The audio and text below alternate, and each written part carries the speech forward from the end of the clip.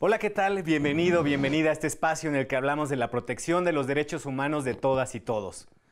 La crisis por el COVID-19 dejó sin tratamiento médico a muchas personas que padecen otras enfermedades.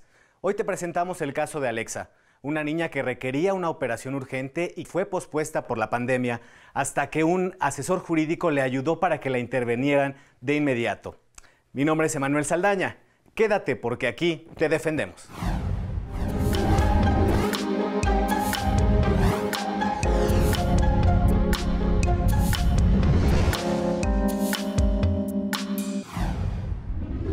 Es un gusto presentar a Roberto Gómez Maravilla, asesor jurídico federal del Instituto Federal de Defensoría Pública en San Luis Potosí. ¿Cómo estás, Roberto? Te saludo. Muy bien, Emanuel. Pues hoy nos tienes el caso de esta niña que llamaremos Alexa el día de hoy, una menor que necesitaba una operación urgente y que fue pospuesta por la crisis que estamos viviendo. Platícanos un poco cuál es la situación médica de esta menor. Mira, a mí me sería importante empezar que esta Alexa era una niña de 6 años que llevaba una vida normal, que era una niña que estudiaba, estaba muy bien dentro de todo, como cualquier niño a su edad, pero ella tuvo un problema de estomatitis herpética aguda en el Ok. 50% de su piel. Entonces eso originó a sus papás que fueran al médico y les comentaron que tenían que realizarle ponerle cierto medicamento, pero que era muy caro. Entonces, motivo por lo cual ellos se dirigieron a lo que es el Instituto Mexicano del Seguro Social para que le realizaran estas curaciones que le tenían que hacer en su piel por esta enfermedad de la estomatitis. Pero cuando llegaron, el Seguro Social le dice que sí, pero que era muy doloroso el ponerle este tipo de medicamento y por su edad y más que lleva más del 50% de su cuerpo con este daño, que era necesario que la tenían que sedar y entubar. Le Ok. dicen todos y cada uno de las cuestiones de lo que iba a traer la intubación, el daño a lo que era la faringe, que le podían Claro. perforar el pulmón. Entonces, los padres, pues sabiendo que se podía curar, pues acceden, ¿no? A que le pongan, la ceden y le pongan la intubación, porque dice que si estuviera sedada no iba a poder respirar y esto podría ocasionar conflicto. Estamos hablando que eso pasó en el octubre de 2018, cuando ingresa la niña al Instituto Mexicano del Seguro Social. Entonces pasan en promedio 2 o 3 días del mes de octubre del 2018, cuando a ella le dicen los doctores que ya va saliendo bien, que a lo mejor en 5 días va a salir ya recuperada al 100%, que había sido muy bueno el tratamiento y todos, pero cuando le Ok, están va bien. dando la información de esto, le menciona, entra corriendo un enfermero internista y al neurocirujano se meten corriendo los dos a ver a la niña porque había complicaciones. Esta complicación fue una negligencia médica, ya que a Así es. alguna de las partes no se le olvidó conectar lo que era el respirador. Entonces la niña duró más de 10 minutos sin oxígeno, lo cual trajo como Exacto, consecuencia. la consecuencia, Roberto, en este momento, pues por esta negligencia médica que nos estás diciendo, esta menor pues tuvo graves problemas a su salud. ¿Cuáles fueron estos problemas por los que llegó este caso a la Defensoría Pública? Uno de esos problemas es un edema cerebral.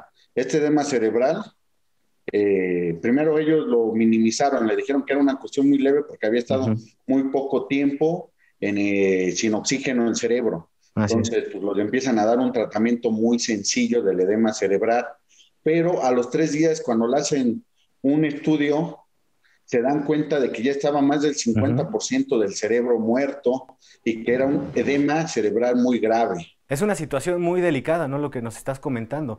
Digo, esta chiquita que nos dices a los 6 años, por una negligencia médica, ve afectada toda su vida, ¿no? Y esta condición médica, ¿cómo se llama, Roberto? Bueno, después del edema cerebral, Ujú.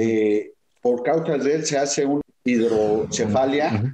se hace la hidrocefalia en donde empieza a salir mucho líquido en el cerebro y sube Así la es. presión. Entonces, motivo por lo cual le tenían que realizar una cirugía que le llamaban ellos craneotomía descomprensiva para que Ujú. poder sacar este líquido que tenía de más.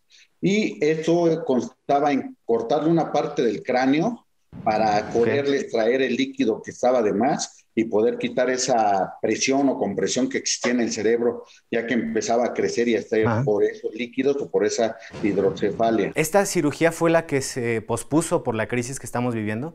No, esta cirugía sí se la realizan porque Sí si se no se la realizó. realizan de forma inmediata, podía ella morirse.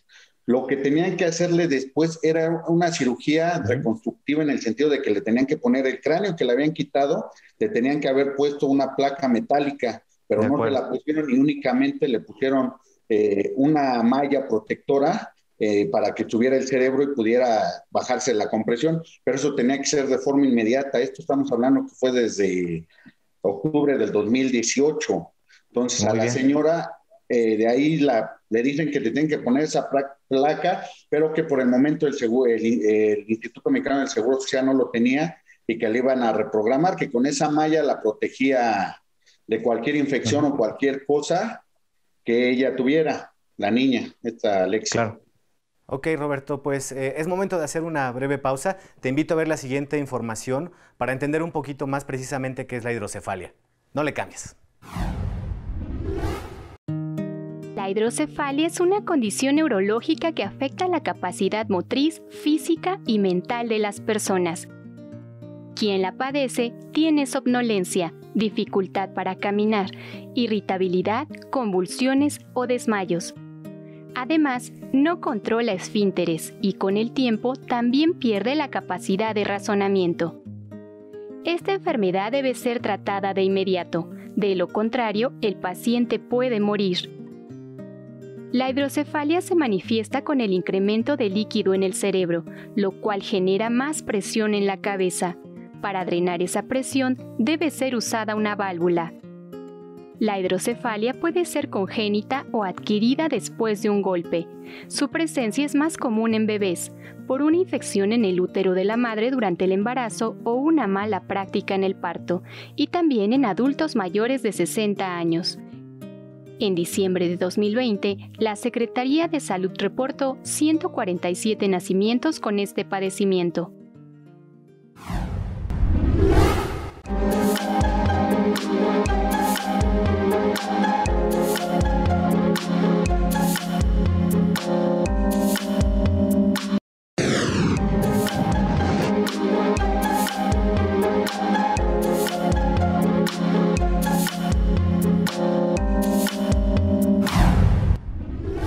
Hola, ya estamos de regreso, estamos hablando del caso de esta pequeñita Alexa.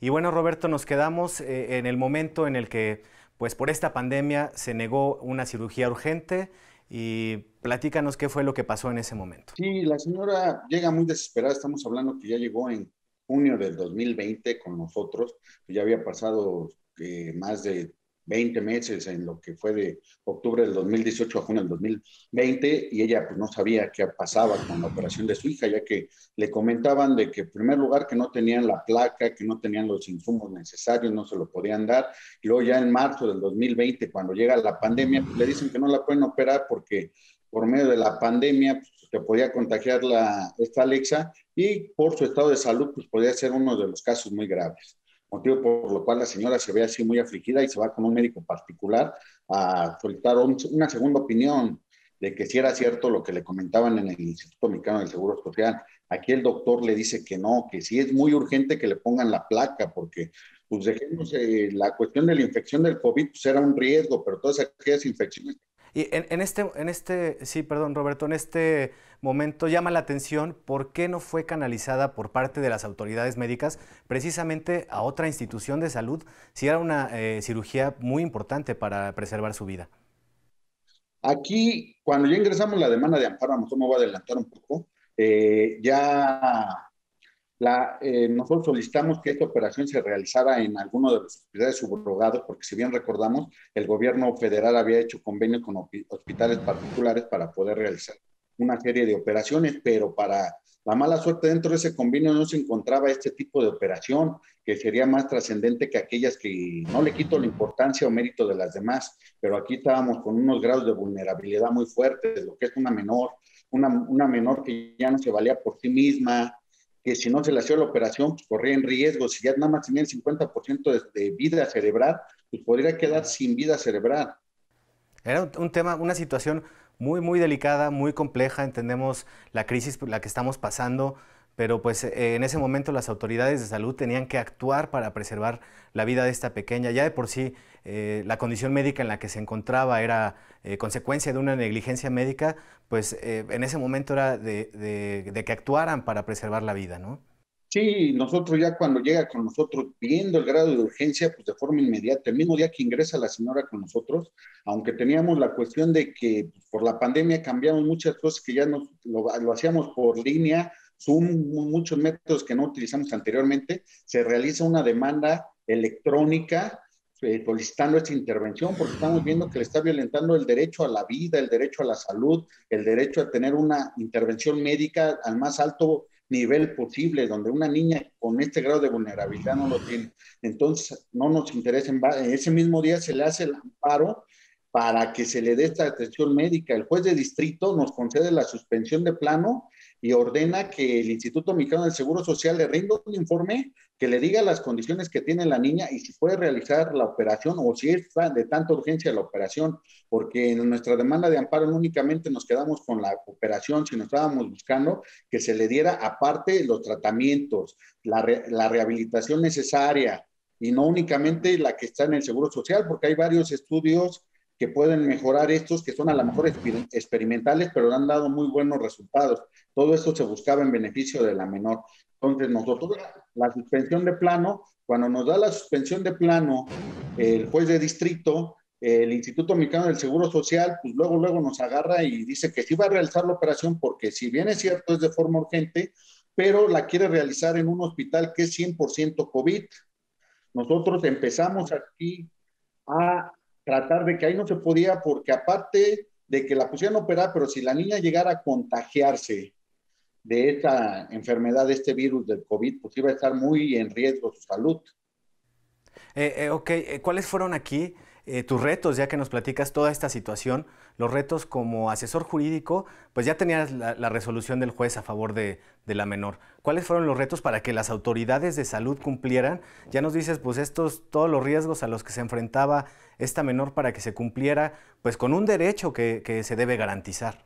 Sí, no, aquí los retos que tuvimos fueron muy trascendentales en el sentido de que primero, pues sí, el Seguro Social decía que ellos tenían todos los elementos necesarios para poder realizar lo que era la intervención, tenían todo el equipo, el personal médico, pero pues no tenían el lugar. Por más que le pedimos que fuera en un hospital subrogado, ellos no nos hacían caso. Eso fue uno de los gran retos, porque a esta suspensión tuvimos que interponer varios recursos para que el juez obligara a que se sanitizara un área amplia del hospital, que se pudieran las suficientes medidas y que ahí se realizara la operación a la menor y que no permitiera el acceso a nadie, ya que no quería el Instituto Mexicano del Seguro Social llevarlas a lo que era a un hospital o a otro lugar subrogado, porque no querían hacer el pago y ellos argumentan que tenían, y sí tienen a los mejores especialistas y todo el equipo médico, pero se logró, uno de los retos fue que se lograra que se habilitara este lugar para que se realizara la operación y a los padres pudieran estar tiempo completo y no permitieran el acceso de nadie a ese lugar. Desde luego, pues es lo mínimo que podían hacer las autoridades de salud ante esta situación que pues ya de por sí era muy grave y pues con todas las consecuencias que podría haber habido con esta pandemia por el COVID-19. Y bueno, ahora quiero invitarte a ver, Roberto, lo que opinan precisamente los jóvenes acerca de esta crisis y sus consecuencias. Quédate porque aquí también te escuchamos.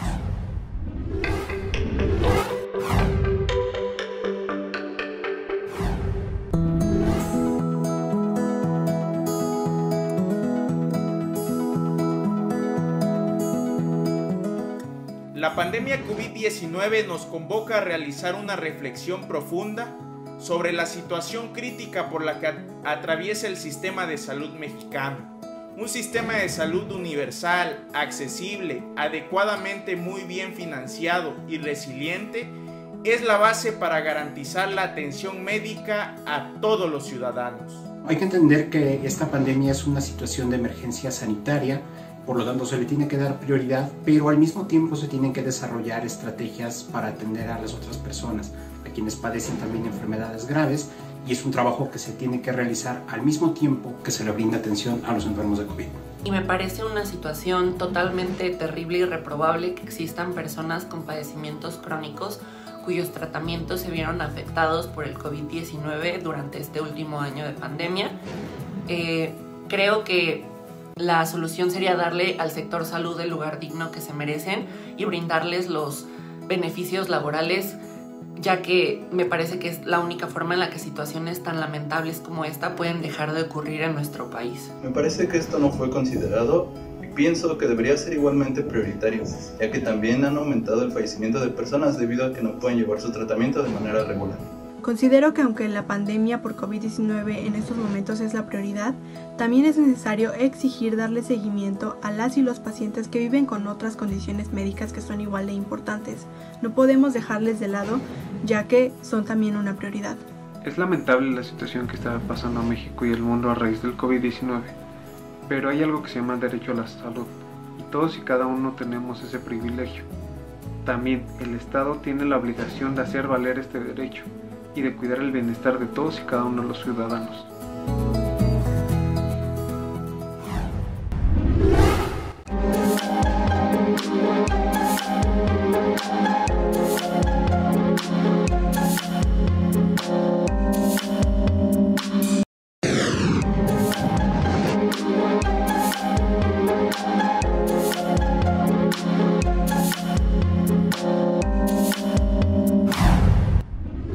Ya estamos de regreso, gracias por continuar con nosotros. Estamos charlando con Roberto Gómez Maravilla, asesor jurídico federal. Y bueno, Roberto, pues nos has compartido este caso de Alexa, de la condición médica en la que estaba, cómo enfrentó una cirugía urgente en esta pandemia. ¿Cuál es la situación actual? Sí, después de que ya se logró que se hiciera la operación y que le pusieran a ella lo que era una placa de titanio en el cráneo y una válvula para que pudieran extraer aquellos líquidos que tuvieran de más por la hidrocefalia, se logró aparte de esto que se le hicieran diferentes tratamientos en beneficio para la rehabilitación de esta menor. Uno de estos tratamientos es uno que es un trasplante de células madres para que se empiece a regenerar muchas de estas cuestiones muertas que se le dio por este edema cerebral. Otro de los tratamientos que se les dio, que se logró, fue una estimulación magnética transcraneal, con la finalidad de que estas cuestiones eléctricas beneficiara a este desarrollo con las células madres y ver en la posibilidad la mejoría de la menor. Y por el momento ahorita va todo pasando muy bien, lleva muy buenos. En este momento me gustaría destacar precisamente la labor que ustedes realizan como asesores jurídicos federales en pro de la vida, en pro de los derechos, como vemos en este caso de una chiquita que pues enfrentó muchas situaciones difíciles ya a temprana edad. Dime, Roberto, como asesor jurídico, como abogado, ¿cómo enfrentan ustedes estos casos que tienen que ver con la salud? Y bueno, tratándose de menores de edad, pues es importante reaccionar rápido, ¿no? ¿Cómo enfrentan toda esta situación?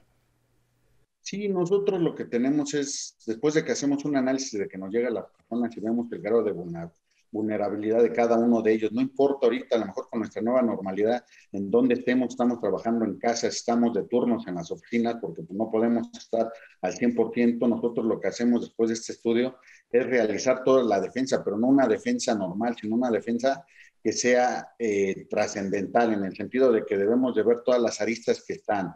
Aquí en este asunto, pues bien lo sabemos, igual que en todos, hay varios factores de vulnerabilidad donde tenemos que hacer una argumentación de acuerdo a cada uno de ellos, ¿no? Porque son cosas especiales que no pueden ser tratados como cualquier tipo de asuntos. Son asuntos en donde nuestro argumento, en donde tenemos que crear una conciencia al juez de distrito, igual que a la sociedad, que son grupos prioritarios por esta vulnerabilidad y el grado de afectación. Y es lo que a nosotros, como en la Defensoría Pública, tratamos de hacer, ir más allá. No únicamente quedarnos en el beneficio particular, sino generar un precedente para todas aquellas personas que vienen atrás. Porque si bien es cierto, aquí la sentencia hoy benefició a Alexa, el día de mañana, si seguimos trabajando así, va a beneficiar no únicamente a los menores o grupos vulnerables, nos va a beneficiar a nosotros como toda sociedad.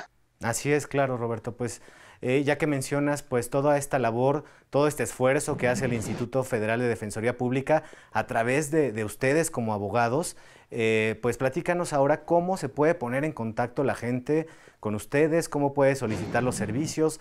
En este caso pues vimos que ayudaron a esta menor en temas de derecho a la salud, derecho a la vida. ¿Qué otros casos pueden atender ustedes para que la gente que nos está viendo en este momento se comunique y también destacar que los servicios de asesoría jurídica son gratuitos? Sí, nosotros en sí hacemos una protección de todos los derechos humanos. Hacer una institución federal, nosotros elevamos toda la protección de derechos humanos. Puede ser, como bien lo mencionaste, derecho a la educación, derecho a la vida, derecho a un trabajo digno. Son derechos fundamentales. Cuando se ven violentados por cualquier tipo de autoridad, sea local o federal, nosotros podemos llevar los grupos vulnerables, personas indígenas, de género, mujeres. Estamos hablando que nosotros es una protección al derecho humano ante un juzgado de distrito, que es el que constitucionalmente, por el momento, es el que está llevando todo este tipo de protección. Y a nosotros nos pueden encontrar un número que es nacional, que es el defensor. El 822-42-42. Muy bien, pues ahí está la invitación a que se comuniquen si ustedes fueron víctima de algún abuso por parte de las autoridades a sus derechos humanos. Aquí está el servicio de asesoría jurídica. Y bueno, en este caso vimos cómo se protegió el derecho a la vida de una menor a través de los servicios de asesoría jurídica, de esta importancia que es preservar nuestra salud. Y ya vimos en esta crisis en la que estamos viviendo ahora, pues es importante cuidarnos física, pero también emocionalmente. Y bueno, para cuidar también nuestras emociones, hay una oferta cultural enorme en nuestro país. Y bueno, ahora no lo podemos hacer presencialmente, pero sí podemos hacer algún tour por internet. Y para ello, Roberto, pues yo quiero preguntarte en este momento, ¿cuál es tu recinto cultural favorito de San Luis Potosí? ¿Qué le puedes recomendar a la gente que nos está viendo en este momento para cuando ya uno pueda viajar a San Luis Potosí? Sí, mira, algo que a mí me gusta mucho son las cascadas de Minas Viejas, se llama. Es un lugar donde hay 2 cascadas que bajan de 50 metros y la vista realmente es espectacular. Estas cascadas se encuentran en el municipio del Naranjo. Entonces es algo muy espectacular que la gente puede ir a visitar. Claro, pues ahí está la invitación. Y pues bueno, te agradecemos muchísimo, Roberto Gómez Maravilla, que hayas atendido esta entrevista y que nos hayas compartido este caso de éxito de protección a los derechos humanos, en particular del derecho a la vida y a la salud. Muchísimas gracias, Roberto. Muchas gracias a ustedes. Ya nos vamos, agradecemos a nuestro equipo de producción, no sin antes dejarte con una probadita de la riqueza cultural de nuestro país. Hasta la próxima. Les saludo desde el Museo Nacional de Arte para invitarles a ampliar sus territorios de placer, esta vez con una obra de Saturnino Herrán, considerado el maestro del modernismo mexicano. Vamos a conocerlo. Originario de Aguascalientes, viajó a la Ciudad de México luego de la muerte de su padre. Estudió en la Escuela Nacional de Bellas Artes, donde conoció a José Clemente Orozco y Diego Rivera. Saturnino Herrán es considerado precursor del muralismo mexicano. Se ganó el reconocimiento de Ramón López Velarde, quien dijo que pintaba con tan elegante energía a las personas que debería considerársele como un poeta de la figura humana. En la ofrenda, plasma las distintas edades de una familia de indígenas en torno al Día de Muertos. Esta familia surca un canal de aguas verdosas en una trajinera por el noreste del Valle de México. La embarcación va repleta de ramos de cempasúchil, la flor tradicional de los muertos en noviembre. De derecha a izquierda, vemos a una mujer sentada quien trae cargando un bebé dormido amarrado con un rebozo a la usanza de las mujeres indígenas mexicanas. Una niña, también sentada en el piso de la trajinera, mira de frente hacia afuera del cuadro.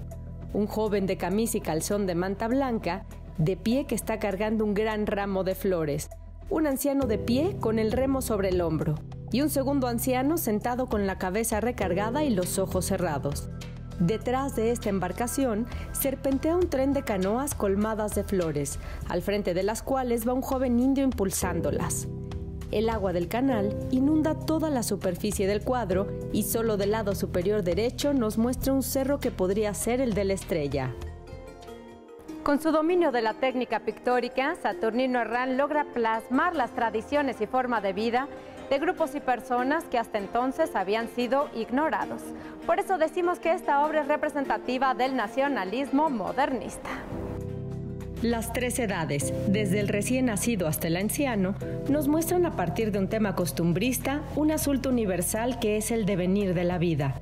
Las flores de cempasúchil, la colorida ofrenda así como la camisa y el calzón blanco del joven dan luz y vitalidad a la obra y son también elementos que aportan un significado alegórico. Los personajes, ensimismados y pasivos, retratan la actitud resignada del indígena mexicano de otras épocas. Una pintura que nos recuerda la situación histórica y social que vivía la Ciudad de México alrededor de la época revolucionaria, donde Saturnino Herrán muere en 1918 a los 31 años de edad. Hasta aquí nuestro recorrido por la obra de Saturnino Herrán, declarada Patrimonio Artístico de México en 1988. Un orgullo más de México.